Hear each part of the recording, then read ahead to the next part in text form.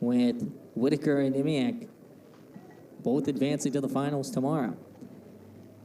And then you go into heat number 3, the final heat here in the women's 400-meter prelims. And pair of Yale Bulldogs starting things off in lanes 4 and 5, Vitu and Harding. Onyeukwu from Columbia, Sydney McCord with Sydney Goldson in 7 and 8 from Yale and Columbia, and Delaney Benedict, the junior out of Cornell, will work things in lane 9.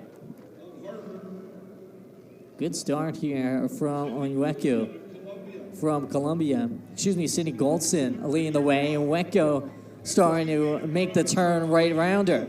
So you saw it a moment ago with Penn able to get the top 2 finishers in heat number 2, and right back at it, here comes Columbia.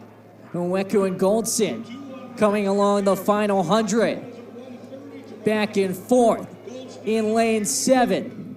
In lane 8 with Goldson. Goldson in 8.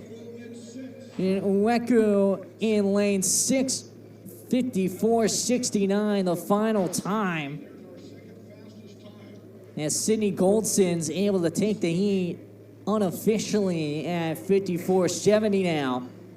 She advances, as well as her Columbia teammate. Goldson running the second fastest time of the qualifiers at 54.70 officially, with Onyeukwu at 55.32 in 4th.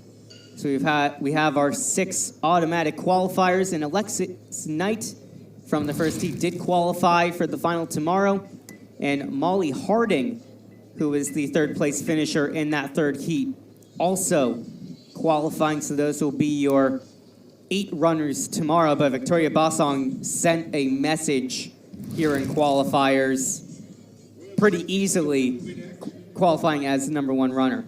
We'll get set for the women's 1500 in a moment, as we'll continue to talk about things around the rest of the HEPs. But going back to that 400 and where things kind of stand after the prelims conclude and you get your qualifiers, Victoria Bossong absolutely sent a pretty good message and came in with one of the best times in the 400 in the Ivy this season. Just a 1/10 of a second differential between her and Isabella Whitaker for the top time in the Ivy so far. So those two are going to battle it out tomorrow, and with the way Bossong showed in heat number 1, tough to compete.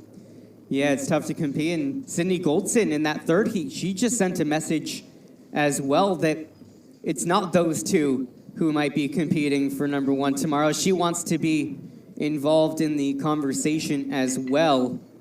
Those top 3, maybe even the top 4 with Onyeukwu will give us quite a battle tomorrow, those top 4 finishers in the 400 prelims.